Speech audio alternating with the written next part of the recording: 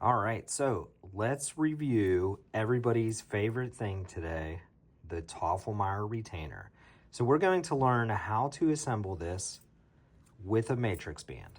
So the first thing we want to do is the components of our tofflemire retainer. There's 5 components.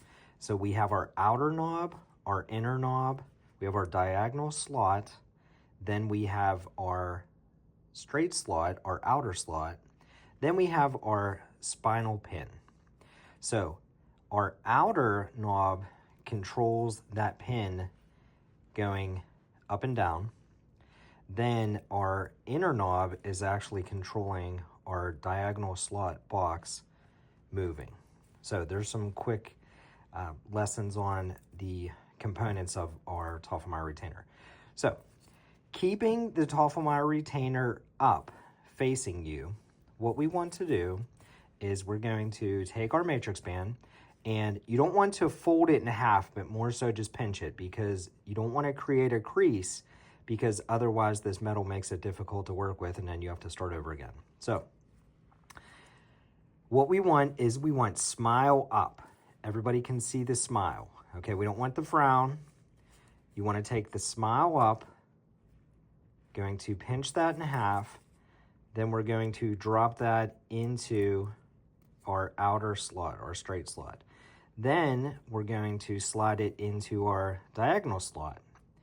Now, we can see it's just starting to come out. You want to keep that flush. Okay. And then I put my thumb over top of the diagonal slot at this point just to make sure it doesn't pop out at us. Now, depending on which quadrant we're setting this up for is going to determine if we're going to lift up this band and we're going to move it to the right or to the left. So in the case of, let's say we're working on the upper right, we want to move our band, gently pick it up, and you're going to move it into that slot. Now we're going to go ahead and tighten. Okay. Now, a couple ways you know that you set this up correctly. Number 1, the tofflemire retainer is always on the buckle, the cheek side. Okay. Number 2, when you look at your matrix band, once it's put together, you're going to see a small ring and a large ring. The small ring, remember, always goes towards the tissue, and the large portion always goes over the crown of the tooth. Now, if you set this up correctly, you went through all the steps. Remember, we set this up for maxillary right. You can actually use this for 2 quadrants. So it's going to go maxillary right and then mandibular left. Then when we flip it to the other side, it's actually going to go maxillary left, mandibular right. So in this case, we were setting this up for maxillary right. So let's say we're working on number 3. Obviously, I'm not going to put it on because we didn't make a preparation, so it's not going to fit. But we have our small ring towards the gum line. Our large ring goes towards the crown. And then, like I said, this is on the buckle. And of course, it's coming out of the patient's mouth, obviously very important. So, and like I said, you can flip it. So now, mandibular left, same thing. So now we want to change this. All we have to do is repeat that process, but at the end, we're going to turn it to the other side. So now we're going to maxillary left, place it on the molar, and it's going to be coming out. And then mandibular right, same thing. So once again, it's on the buckle. Now, as long as you follow all of these steps, you're going to have a 50-50 chance of putting this together.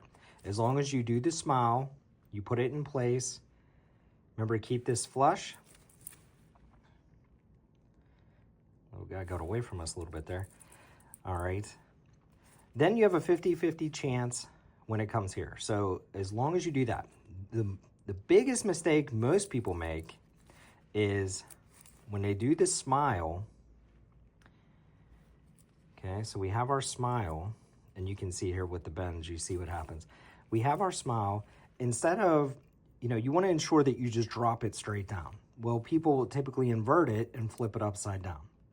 So that's where the problem lies, that most people don't set it up correctly. So make sure you have your smile, pinch in half, and then drop it straight down. Oh, now the bends are going to catch up on me. There we go. Okay. All right.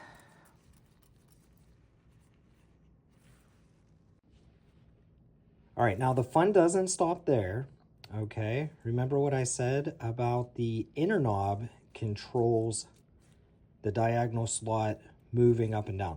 So that's actually controlling the size of your ring. So by moving that, we are controlling that. And then of course our outer knob is pushing that pin up or down, but when we're tightening it, it's keeping our matrix band in place. So we're not done now. All right. So right now we have our ring. Doesn't look the best. We want to teach you, of course, to be that stand tall, that standout assistant, right? You want to go above and beyond. So what we're going to do is we're going to take the end of the mirror and we're going to round this off. We're going to give this some shape. Now, for those of you that wrap presents and you take them scissors to the ribbon, you're probably familiar with this technique. Okay, so we're just giving that some shape here. All right, so you might have to do that a couple times, but get this all ready and you will be that assistant in no time that your doctor can't live without. So we hope that this lesson on the tofflemire retainer matrix band helped.